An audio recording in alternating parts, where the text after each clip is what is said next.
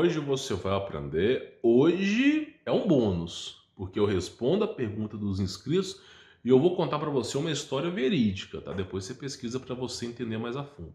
Então, logo de cara, deixe seu like, inscreva no canal e ative as notificações. É a semeadura do canal. Conheça o meu trabalho, tem um link na descrição, tá? Tá com 50% de desconto, você tem o meu contato pessoal e eu ensino para você até onde vai a toca do coelho, tá? Eu vou responder a pergunta e vou contar para você algo que realmente eu acredito que vai fazer você mudar a sua vida, tá? O Tiago Santana, ele fala o seguinte: boa noite, irmão. A aparência da nossa alma ou espírito é a mesma do corpo? Boa pergunta. A aparência do nosso espírito, eu estou falando de forma especulativa, não existe evidências conclusivas sobre isso. Mas a aparência do nosso espírito, eu interpreto da seguinte maneira: não é igual ao nosso corpo. Por que não é igual ao nosso corpo?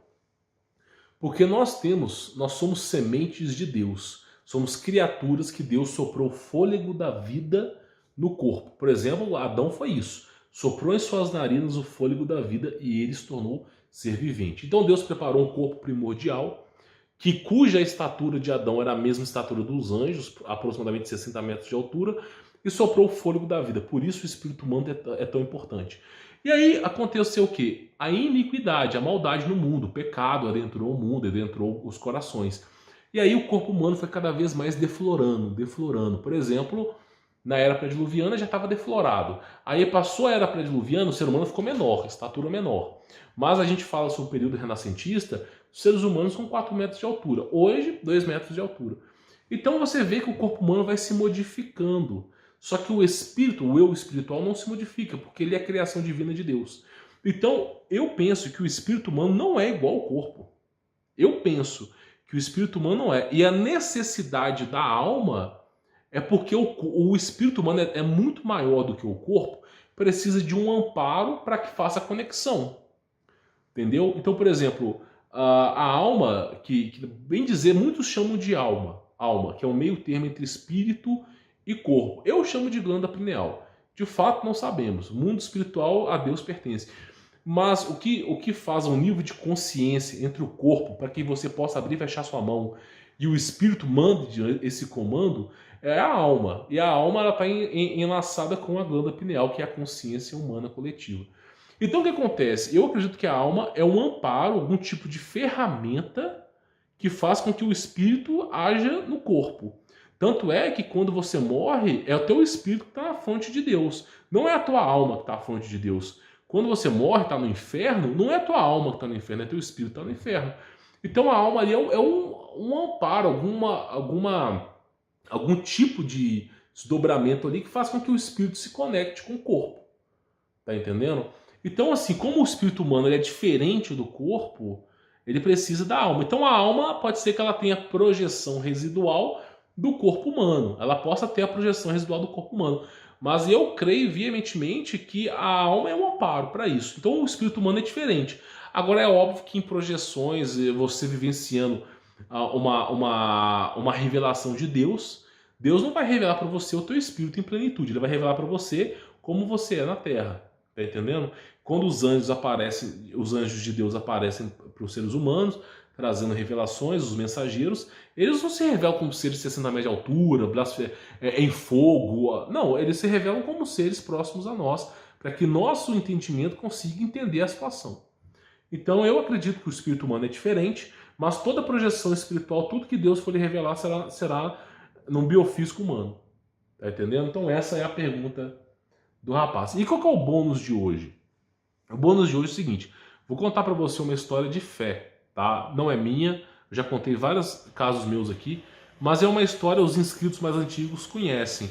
Mas é uma história muito boa, que é sobre o evangelismo. Muitas pessoas desconsideram os evangelistas. São pessoas que vão para outros países evangelizar. Geralmente os caras vão para a África, vão para a Índia, vão para lugares que o evangelho de Cristo ainda não chegou, para trazer a palavra de Deus. E geralmente nesses lugares que não tem o evangelho de Cristo, o mal tomou conta em geral. É só você assistir o filme O Silêncio. Você vai ficar abismado de como que o lugar que não tem cristão, a palavra de Deus não chegou, como que o mal atua. Você vai ficar abismado. E aí acontece, teve um americano que foi evangelizar em Cuba. Ele recebeu a mensagem de um pastor para não ir para Cuba, e o pastor dizendo assim: olha, recebi uma mensagem de Deus para você não ir para Cuba, não evangelizar em Cuba. A esposa não queria, o cara, me parece que ele teve um sonho com um anjo para não evangelizar em Cuba, mas a vontade do cara de ajudar o próximo falou assim: ah, eu vou para lá. Deus nos ensina, Jesus Cristo nos ensina que onde você for e você semear e não nascer nada ali, bata as tuas sandálias e vai embora. É o que Cristo nos ensina. Então não adianta a gente querer pregar o evangelho para quem não quer aprender, tá? E aí o que acontece? Esse cara foi para Cuba, foi lá, passaporte, foi para Cuba e começou a evangelizar lá. Os primeiros 2, 3 dias, assim, ninguém encheu tanto o saco dele, mas começou a aparecer os oficiais lá de Cuba, né? E assim, todo governo socialista, comunista, capitalista, qualquer um, a elite mundial, ela é satanista. Coloca na tua cabeça, o mundo jaz no maligno, é uma afirmação. Então esse cara, ele começou a ser incomodado pelas milícias. Ó, você não pode ficar falando de Jesus aqui, não sei o que e tal. Não pode. E aí o cara, em vez dele voltar pro país dele, continuou recebendo ameaças. E aí continuou com essa história, recebendo ameaças. Até chegar o momento que ele foi preso. Quando ele foi preso, ele começou a ser torturado. Os caras que prenderam esse cara falaram assim: você nunca mais vai sair daqui.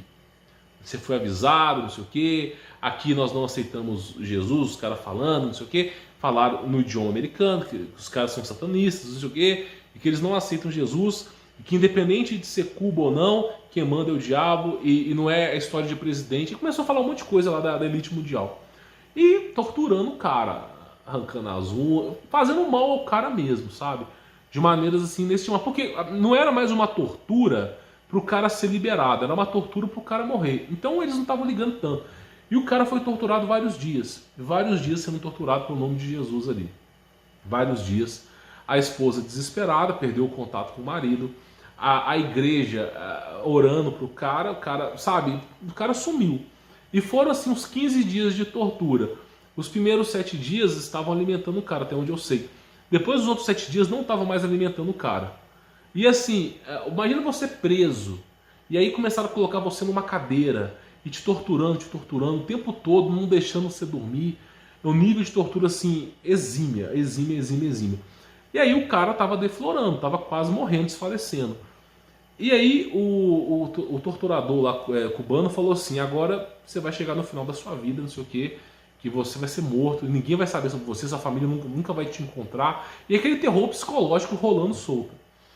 E o cara, né, aí o cubano saiu da sala, falou assim: ó, vou buscar o equipamento de tortura e nós vamos quando eu voltar você já pode ser considerado um homem morto.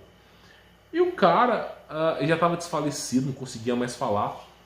Ele já estava pensando assim: Jesus Cristo, nas tuas mãos eu entrego o meu espírito, para toda a honra e toda a glória. Já começando a aceitar aquela situação que o cara não ia mais voltar, não ia mais.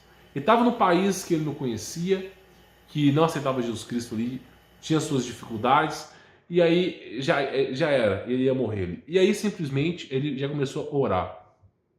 Sem brincadeira, um caso verídico, verdadeiro. Esse cara diz que apareceu para ele um homem, que ele não conseguiu ver a face, estava em roupas brancas, que abriu a porta da sala, entrou lá dentro. Esse homem ficou de frente para ele, e ao fato dele ficar de frente para esse cara que estava sendo torturado, todas as algemas e amarras caíram. Esse cara não tinha força para ficar em pé, 7 dias sem comer, dormindo mal, sendo torturado a todo momento, água só para o cara se manter. E aí esse cara pegou ele, botou ele no ombro, e sem falar nada, as portas se abriram, apareceu uma luz branca muito forte assim. E esse cara ele já estava acreditando que estava morto, que Jesus Cristo estava buscando o espírito dele. E ele começou a ser caminhado para aquela porta. Quando ele caminhou essa porta, quando ele ultrapassou essa porta, ele simplesmente apagou. E quando ele acordou, ele estava na cama da casa dele, ensanguentado, precisando de ajuda de enfermidade, de ajuda nas suas enfermidades. A esposa ficou abismada, porque ela estava orando na sala, na parte de baixo, e de repente quando ela voltou para o quarto, o cara estava lá em cima, ensanguentado, todo machucado. Chamou a ambulância, né? Até acharam que a mulher tinha a ver com isso, mas todo mundo ficou sabendo rapidamente que o cara estava em Cuba, até porque não acharam mais o passaporte dele, porque estava em Cuba, os seus pertences em Cuba, e o cara foi para o hospital. E a igreja estava orando. Olha o poder da oração. Hein? E o pessoal falando mal de igreja. E assim, tem igreja boa e ruim, tá? E aí simplesmente o cara acordou, contou esse caso, e assim, foi uma intervenção divina de Deus. Olha só, é isso que eu estou te dizendo. Deus mandou um anjo, ou o próprio Deus, não sei, mas mandou fisicamente. O anjo, ele apareceu fisicamente para o cara. Desatou o cara, pegou o cara, atravessou um portal. Eu não sei, eu não sou cientista. E dali o cara apareceu na cama dele. Tá entendendo? E ele realmente foi curado das suas enfermidades. E esse cara passou a dar o testemunho dele nos Estados Unidos inteiro. E o cara provando, ó, eu não tenho passaporte. O cara tava lá. Ficou tudo lá, os pertences tudo lá. E assim, o mais interessante de tudo, que não tinha nenhum registro, escute bem, nenhum registro de Cuba para os Estados Unidos com o nome dele. Nenhum. O cara, ele foi uma passagem de ida e não tinha volta. E aí, naquele último suspiro de vida, ele falando: Jesus Cristo, nas tuas mãos entrego meu espírito. Cristo, eu digo para vocês, ele está acima do diabo. Não tenha medo do diabo. Não tenha. Aceite Jesus Cristo na sua vida. Olha para tu ver, Cristo falou, né? Não será hoje que você irá morrer. Cristo, olha só para tu ver, o cara foi teletransportado. Isso foi em 2012, 2013 mais ou menos. Você consegue imaginar? O amor de Cristo é algo assim inacreditável. Esse caso que eu te contei é um dos inúmeros casos que vem acontecendo de milagres assim inacreditáveis, de coisas que Cristo faz pelas pessoas que a gente fica assim, meu irmão, como pode? Então assim, o que eu quero, a mensagem que eu quero trazer para vocês aqui, porque a gente brinca muito, eu realmente gosto de brincar, trazer humor para a vida de vocês, alegria. Mas assim, quem não aceitar Jesus, uma dica que eu dou, não entenda que Deus é tirano. Não, esqueça essa história de antiga aliança. Foque na nova. Eu já vim falando sobre a antiga aliança aqui. Aquilo que você não entende, aquilo que tem ali as suas desbravaturas, o inferno que era o passado, deixa pra lá. Aceita Jesus Cristo na sua vida. Dá pelo menos uma única chance para Jesus na sua vida. Em algum momento da sua vida, dá uma chance para Jesus. Como Isaías mesmo dizia, buscai a Deus enquanto ainda é possível. Né? Aconcheguemos em Cristo, nos aproximemos de Cristo. Cristo não quer que você seja um fariseu adornado de ouros e cobiças. Cristo, ele sabe que você é pecador. Nós não somos perfeitos, é só Deus, meu irmão. Só Deus é perfeito. Eu não sou perfeito, eu cago peito e mijo. Tá entendendo? Às vezes aqui quando eu tenho que fazer um vídeo pra vocês, eu assisto Naruto, ou assisto One Piece, sei lá, esses desenhos de pra trazer conteúdo. Eu não sou perfeito. Não sou, meu irmão, como carne de porco, como tudo. Não sou uma pessoa pecadora. E digo mais pra você, eu sou uma pessoa má. Se não existir Jesus Cristo na minha vida, eu não sei nem onde eu estaria. Eu sou uma pessoa má, eu necessito de Cristo na minha vida, sem Cristo eu não vivo. Então assim, eu digo pra você, dá uma chance pra Jesus. Não queira guerrear com Cristo pelas coisas que você não entende. Aceite Jesus Cristo. Pega esse exemplo desse cara, reflita hoje, pense um pouco, pô, o cara estava para morrer, ele foi teletransportado para o quarto dele, para a cama dele. Para Deus nada é impossível. É como dizia Charlie Brown, impossível é questão de opinião. Para Deus não existe o impossível. O impossível para Deus é real, no estalar de dedos. Tá entendendo? Sendo Deus o próprio Cristo Jesus. Então assim, dá uma chance para Jesus Cristo. O que eu queria trazer a mensagem para você hoje é basicamente isso. Acredite em Jesus Cristo, confie em Jesus Cristo e você vai ver que Ele vai prover a sua vida. Não estou falando de abundância, não estou falando de bens materiais, mas a partir do momento que você aceitar Jesus Cristo na sua vida, você vai sentir uma paz no seu corpo, que pode estar em chamas o planeta, e você vai andar em tranquilidade. Uma paz, como Cristo mesmo diz, que não tem nesse mundo. Tá bom? Bom, vou ficar por aqui, sou Humberto Volts, espero que tenham gostado dessa história, tá? Verídica, você pode confirmar, você pode procurar que você vai encontrar a fonte dessa informação. Vou ficar por aqui, sou Humberto Volts, forte abraço.